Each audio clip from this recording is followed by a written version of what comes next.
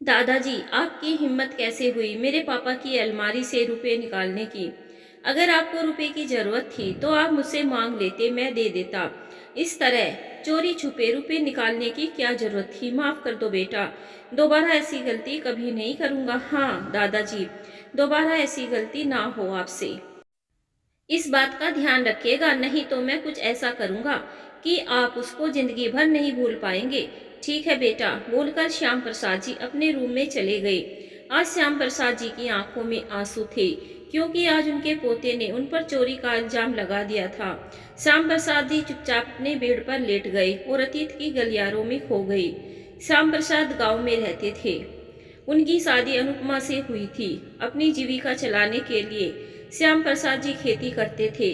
किसी तरह गुजर हो जाती थी। एक दिन सुबह श्याम प्रसाद जी और अनुपमा चाय पी रहे थे, तभी अचानक अनुपमा को चक्कर आ गया और वह बेहोश होकर गिर पड़ी। श्याम प्रसाद जी अनुपमा को हॉस्पिटल लेकर गए। वहां डॉक्टर ने जब अनुपमा को देखा तो उन्होंने बताया कि अनुपमा मां बनने वाली है। श्याम प्रसाद की खुशियों का आज कोई ठिकाना नहीं था। दोनों घर वापस आ गए। प्रेगनेंसी के समय में श्याम प्रसाद जी ने अनुपमा का बहुत ही ध्यान रखा, उसकी बहुत अच्छे से देखभाल की थी और आज वह समय आ गया था। अनुपमा ने एक प्यारे से बेटे को जन्म दिया। आज श्याम प्रसाद जी और अनुपमा की खुशियों का कोई ठिकाना नहीं था। दोनों हॉस्पिटल से घर आ गए थे। बेटे का नाम उन्होंने दीपक रखा था।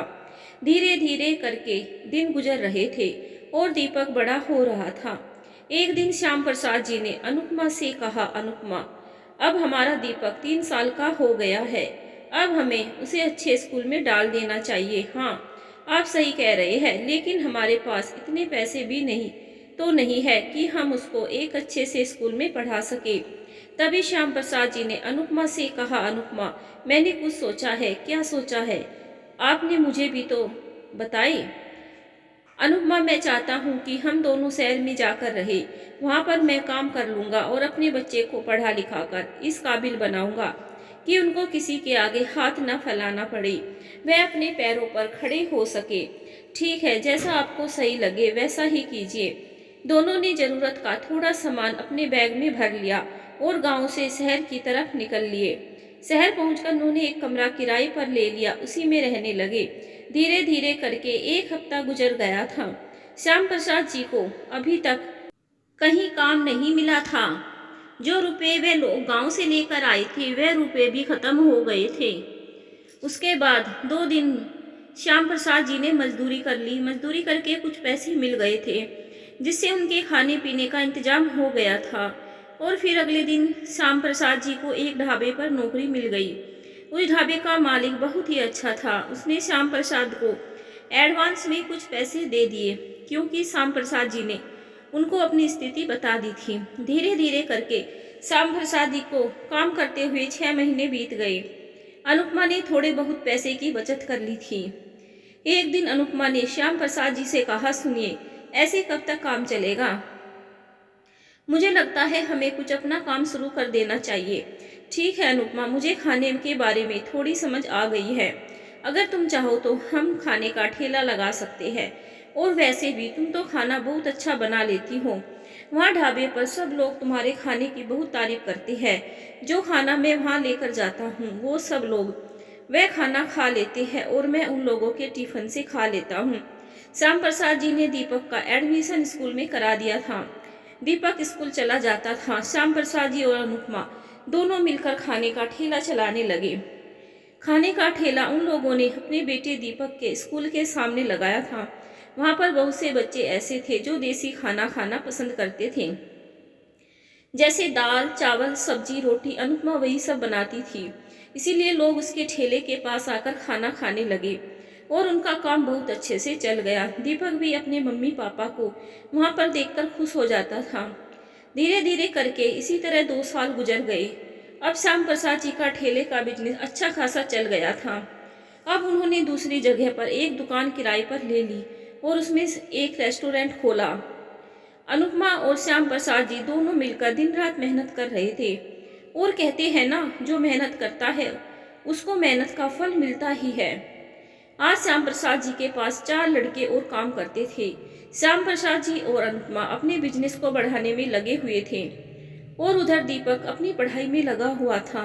दीपक पढ़ने में बहुत अच्छा था, हमेशा अपनी क्लास में फर्स्ट आता था। श्याम प्रसाद जी की मेहनत रंग लाई थी।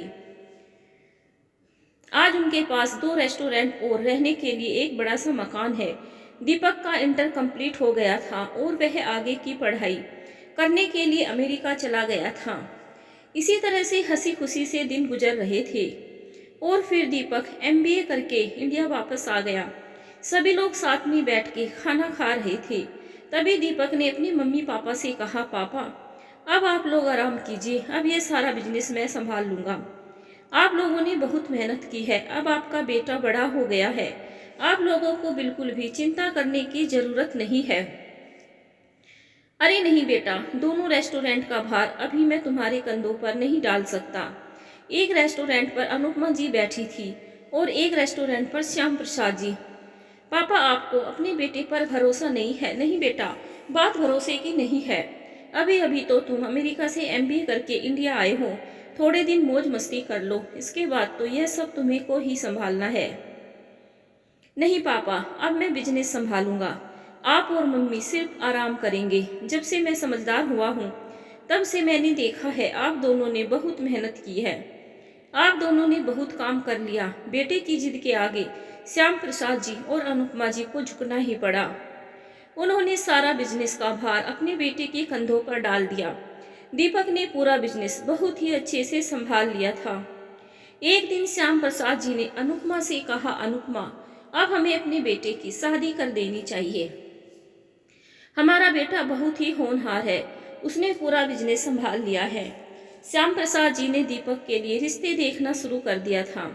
उन्होंने दीपक का रिश्ता अपने ही एक दोस्त दीनानाथ की बेटी अर्पिता से तय कर दिया था। दीनानाथ जी श्याम प्रसाद जी के रेस्टोरेंट में मैनेजर की पोस्ट पर काम करते थे और उनकी बेटी अर्पिता बहुत ही सुंदर, पढ़ी लिखी और बहुत ही अच्छे स्वभाव की थी। श्याम प्रसाद जी और अनुपमा जी तो अर्पिता को पहले से ही जानते थे। वह एक बार इस बारे में दीपक से बात कर लेना चाहती थी। शाम को जब दीपक रेस्टोरेंट से घर आया तो अनुपमा जी ने दीपक से पूछा, बेटा तुम शादी अपनी मर्जी से करोगे या फिर हम अपनी मर्जी से देखें?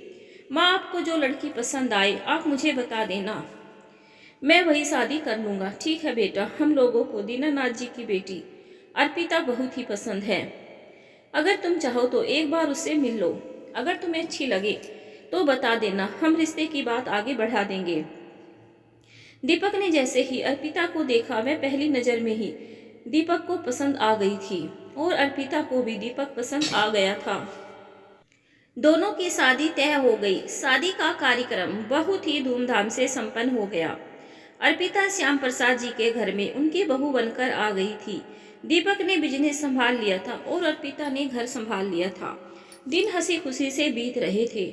एक दिन अचानक अनुपमा की तबीयत खराब हो गई, उनको अस्पताल में भर्ती करना पड़ा। कुछ दिनों के बाद अनुपमा जी ठीक होकर घर वापस आ गई थी और इन्हीं 3-4 दिनों में श्याम प्रसाद जी की हालत बहुत बुरी हो गई थी, क्योंकि वह अनुपमा जी से बहुत प्यार करते थे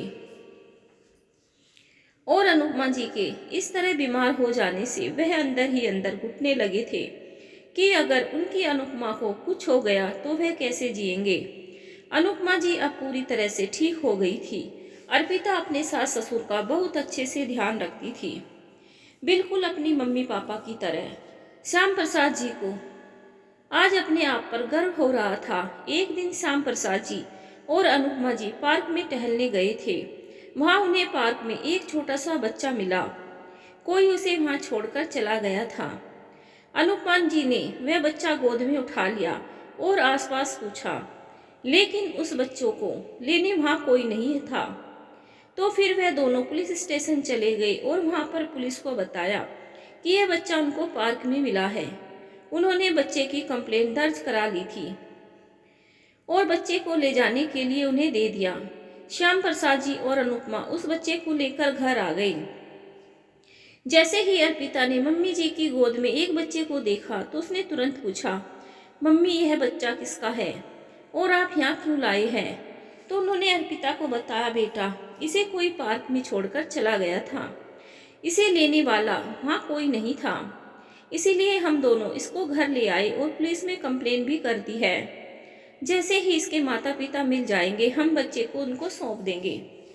तभी अर्पिता ने कहा, पापा आपको क्या लगता है कि जब यह बच्चा वहां पर कोई छोड़कर गया है तो क्या वह इसे वापस लेने आएगा? पता नहीं बेटा, अब जो होगा वह देखा जाएगा। उस बच्चे का नाम राज रख दिया था। उन लोगों ने धीरे धीरे करके इसी तरह से 2 साल गुजर गए, लेकिन उस बच्चे को लेने कोई नहीं आया। तो फिर दीपक और अर्पिता ने उस बच्चे को गोद ले लिया। राज घर में सबका लाडला हो गया था, बहुत ही लाड प्यार में पल रहा था। धीरे धीरे करके इसी तरह से दिन गुजर रहे थे और शायद किस्मत को भी यही मंजूर था कि सिर्फ राज ही घर का लाडला बेटा बनकर रहे।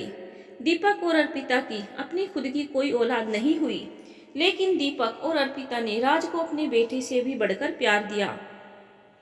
वह राज को पापा और अर्पिता को मम्मी, श्याम प्रसाद जी को दादा और अनुपमा जी को दादी कहकर बुलाता था।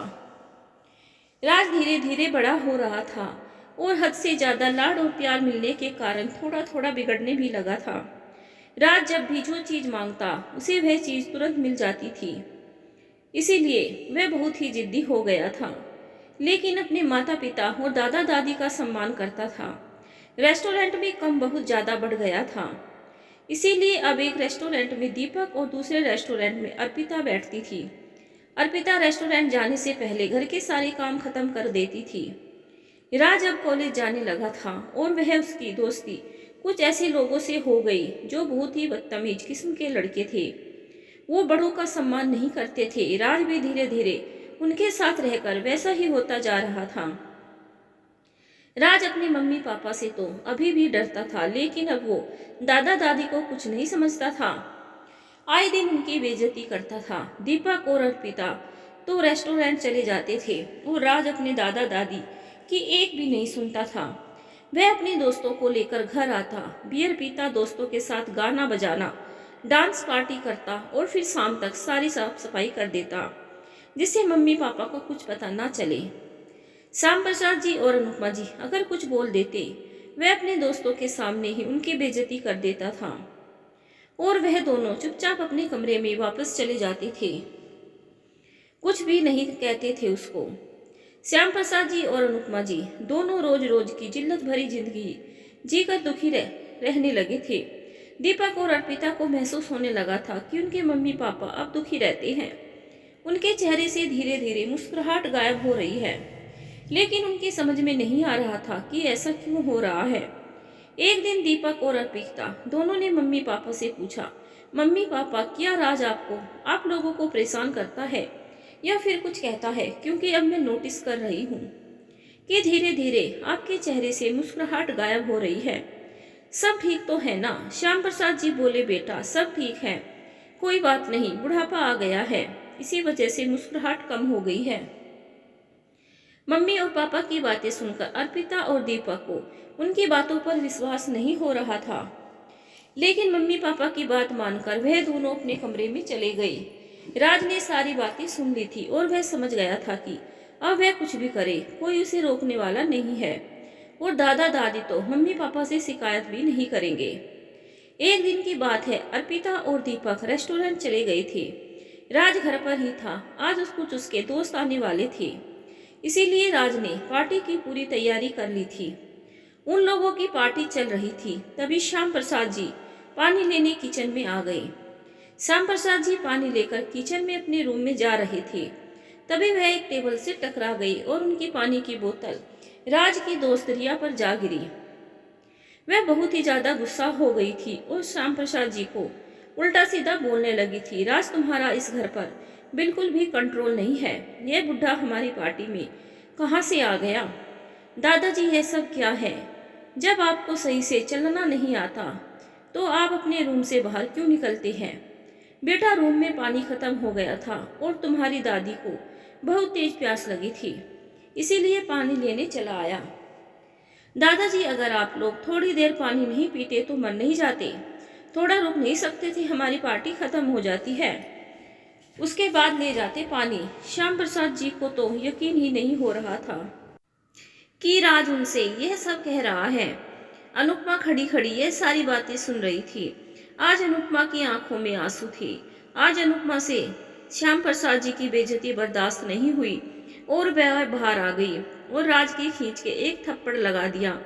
उसके दोस्तों के सामने ही राज बहुत बुरी तरह से चिढ़ गया था और उसने पलटकर श्याम प्रसाद जी पर हाथ उठा दिया और बोला, दादाजी, यह सब आपकी वजह से हो रहा है ना ही आप कमरे से बाहर आते और ना ही आज यह सब होता। अनुपमा जी से श्याम प्रसाद की इतनी बेइज्जती बर्दाश्त नहीं हुई और वह बेहोश होकर वहीं गिर पड़ी।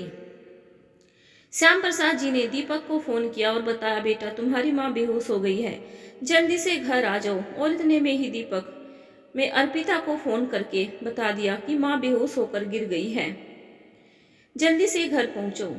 दोनों जब तक घर पहुंचे तब तक राज ने वह सब वहां से हटा दिया था। ऐसा लग ही नहीं रहा था कि जैसे वहां पर कोई पार्टी चल रही थी।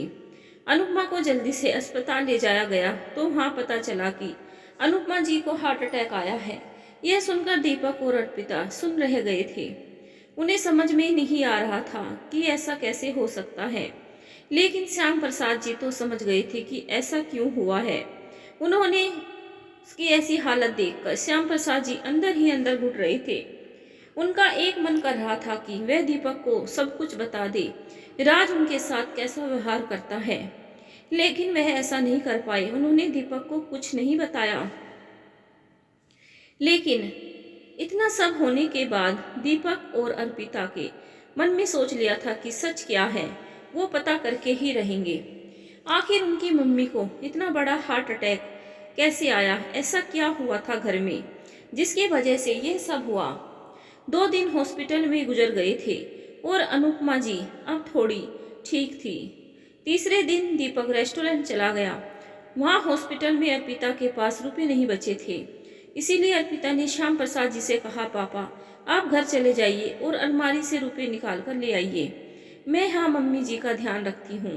श्याम प्रसाद जी रुपए लेने के लिए घर आ जाते हैं। अर्पिता ने दीपक को फोन कर दिया और बोली, जैसा आपने कहा था मैंने बिल्कुल वैसा ही किया है। पापा जी घर के लिए निकल गए हैं और अब आप भी घर पहुंचिए। दीपक के पास घर की दूसरी चाबी थी, इसलिए वह चुपचाप घर के लिए अंदर आ चुका था। राज को यह बात पता नहीं थी। जैसे ही श्याम प्रसाद जी घर आए, राज ने उनसे अपनी दादी के हाल चाल जानने की लेने की बजाय उनसे कहा, बुढ़िया जिंदा है या मर गई। श्याम प्रसाद जी की आंखों से आंसू छलक आए। दीपक ने जैसे ही राज के मुंह से यह सब सुने, वह वहीं पर जमीन पर गिर पड़ा। दीपक सब कुछ समझ गया था कि उसके मम्मी पापा इतने उदास क्यों रहने लगे थे, उनके चेहरे से मुस्कुराहट क्यों गायब हो गई थी और मम्मी को हार्ट अटैक क्यों आया। लेकिन उसने फिर तुरंत अपने आप को संभाल लिया, क्योंकि वो आज राज की पूरी सच्चाई जानना चाहता था। राज अपने कमरे में चला गया था और श्याम प्रसाद जी अपने बेटे दीपक के कमरे में रुपए निकालने के लिए गए थे। श्याम प्रसाद जी ने लॉकर खोला और उसमें से कुछ रुपए निकाले। तभी वहां कमरे में अचानक राज आ गया और बोला, दादाजी, आपकी हिम्मत कैसे हुई मेरे पापा की अलमारी से रुपए निकालने की? अगर आपको रुपए की जरूरत थी तो आप मुझसे मांग लेते, मैं दे देता। इस तरह चोरी छुपे रुपए निकालने की क्या जरूरत थी? माफ कर दो बेटा, दोबारा ऐसी कोई गलती कभी नहीं करूँगा। हाँ दादाजी, दोबारा ऐसी गलती ना हो आपसे, इस बात का ध्यान रखिएगा, नहीं तो मैं कुछ ऐसा करूँगा कि आप उसको जिंदगी भर नहीं भूल पाएंगे। ठीक है बेटा, बोलकर श्याम प्रसाद जी अपने रूम में चले गए। आज श्याम प्रसाद जी की आंखों में आंसू थे, क्योंकि आज उनके पोते ने उन पर चोरी का इल्जाम लगा दिया था। दीपक ने राज का यह कारनामा भी देख लिया था। दीपक ने अर्पिता को फोन करके सब कुछ बता दिया था कि राज मम्मी पापा की बहुत ही बेइज्जती कर रहा था, इसीलिए उनके चेहरे से मुस्कुराहट गायब हो गई थी। दीपक की बातें सुनकर अर्पिता भी तंग रह गई थी। उसने तो कभी सपने में भी नहीं सोचा था कि उनका बेटा अपने दादा दादी का इस तरह से अपमान करेगा। फिर दीपक ने अर्पिता से पापा के पास फोन करने के लिए बोला। अचानक श्याम प्रसाद जी का फोन बजा तो उन्होंने देखा कि अर्पिता का फोन आ रहा था। उन्होंने अर्पिता का फोन तुरंत उठाया। अर्पिता ने कहा, पापा, आप जल्दी से रुपए लेकर आ जाओ हॉस्पिटल में, कुछ दवाइयाँ लानी है। ठीक है बेटा, मैं रुपए लेकर अभी आता हूँ। श्याम प्रसाद जी रुपए लेकर अस्पताल पहुँच गए। जब अर्पिता ने उनकी आंख देखी तो वह समझ गई थी कि पापा जी बहुत रोए हैं, पर वह कुछ नहीं कह सकी क्योंकि दीपक ने अभी कुछ भी कहने से मना किया था। कुछ दिनों के बाद अनुपमा जी ठीक होकर अस्पताल से घर आ जाती है। अब अर्पिता ने रेस्टोरेंट जाना बंद कर दिया था। अब वो घर पर ही रहती थी मम्मी की देखभाल करने के लिए। धीरे धीरे करके 1 महीना गुजर गया और अनुपमा जी अब पूरी तरह से ठीक हो गई थी। दीपक, अर्पिता, श्याम प्रसाद जी और अनुपमा जी हॉल में बैठे हुए थे। तभी दीपक ने राज को आवाज लगाई, राज बेटा यहाँ आना, मुझे तुमसे कुछ बात करनी है। हाँ पापा बताओ क्या हुआ, आपने मुझे बुलाया। राज बेटा, जब उस दिन दादू घर पर रुपए लेने के लिए आए थे तो उस दिन तुमने क्या किया था उनके साथ, जरा एक बार हम सबको बताना। मैंने तो कुछ नहीं किया था पापा, क्या हुआ, कोई बात है क्या? श्याम प्रसाद जी दीपक की तरफ देखने लगे। तभी दीपक ने उनसे पूछा, पापा आप बताएंगे क्या हुआ था उस दिन या फिर मैं बताऊं क्या हुआ था? ठीक है, आप दोनों मत बताइए, मैं ही बता देता हूँ उस दिन क्या हुआ था। और फिर दीपक ने जो भी देखा था वह सब बोल दिया। पापा, हम लोगों को पहले ही डाउट हो गया था कि कोई ना कोई बात तो है जो आप दोनों को परेशान कर रही है, जिसकी वजह से माँ को हार्ट अटैक आया है। उस दिन अर्पिता के पास रुपए खत्म नहीं हुए थे, हम लोगों ने रुपए खत्म होने का नाटक किया था जिससे हम लोग सच्चाई को जान सके।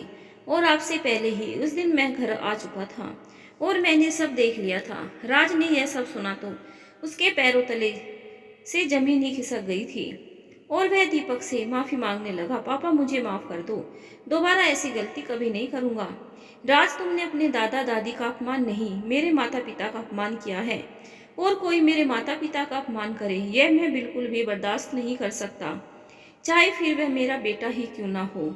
तुमने उस दिन जब पापा रुपए निकाल रहे थे तो तुमने उन पर चोरी का इल्जाम लगा दिया था।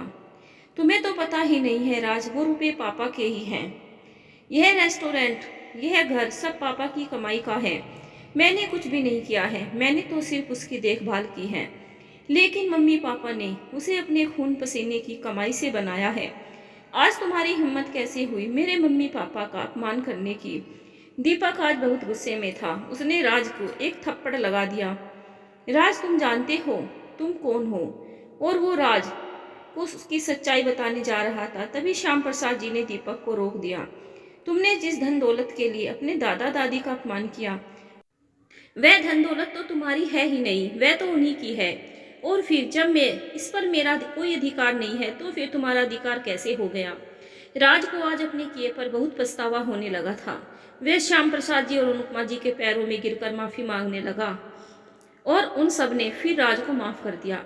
मम्मी पापा, मैं आप लोगों से भी बहुत नाराज हूँ, माना मैं बाहर रहता था, लेकिन अगर राज कुछ गलत कर रहा था तो कम से कम आपको एक बार मुझे बताना तो चाहिए था, आपको अपने बेटे पर विश्वास तो करना चाहिए था।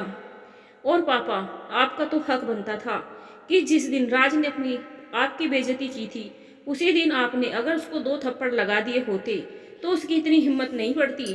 अगर बच्चे अच्छा करे तो उनकी तारीफ करनी जरूरी है, वैसे ही अगर बच्चे कुछ गलत करे तो उन्हें 2 थप्पड़ लगाना भी जरूरी है। हाँ बेटा, मैंने उस दिन यही गलती की, मगर मैंने राज को उसी दिन रोक दिया होता तो यह नौबत ही नहीं आती।